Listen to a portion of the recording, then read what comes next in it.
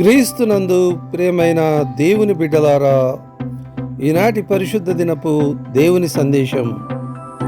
దున్నువాడు గాని మేపువాడు గాని మీలో ఎవనికైనా ఒక దాసుడుండగా వాడు పొలములో నుండి వచ్చినప్పుడు నీవు ఇప్పుడే వెళ్ళి భోజనము చేయమని వానితో చెప్పునా చెప్పడు.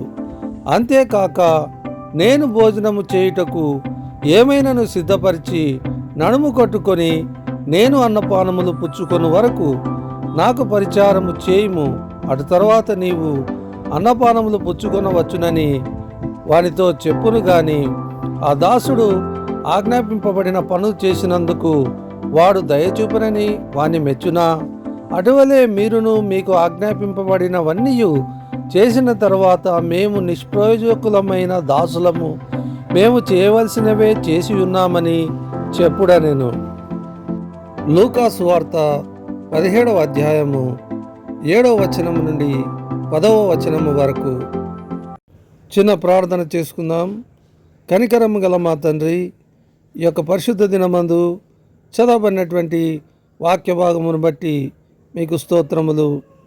తండ్రి, వాక్యపు సందేశాన్ని గ్రహించులాగున మీరే మాకు ఆత్మీయ జ్ఞానమును అనుగ్రహించవలనని, మీకు ఇష్టలుగా జీవించు కృపను ప్రసాదింపచేయవలనని యేసుక్రీస్తు వారి దివ్యనామముననే ప్రార్థించి వేడుకొనుచున్నాము తండ్రి. ఆమెన్.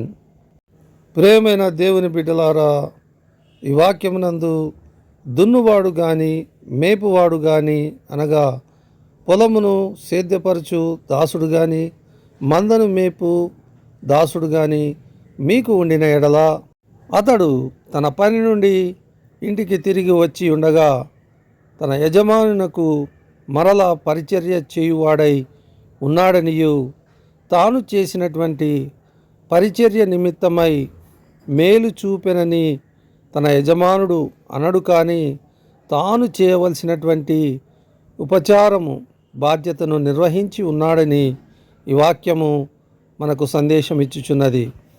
అదేమనినా దేవుని సేవకులైన వారు ప్రభు ఆజ్ఞానుసారము తాము చేసినటువంటి పని నిమిత్తమై ఏమాత్రము సంశయము లేకుండా వారు చేయవలసినటువంటి పని మాత్రమే చేసి ఉన్నారనియు నమ్మవలెను.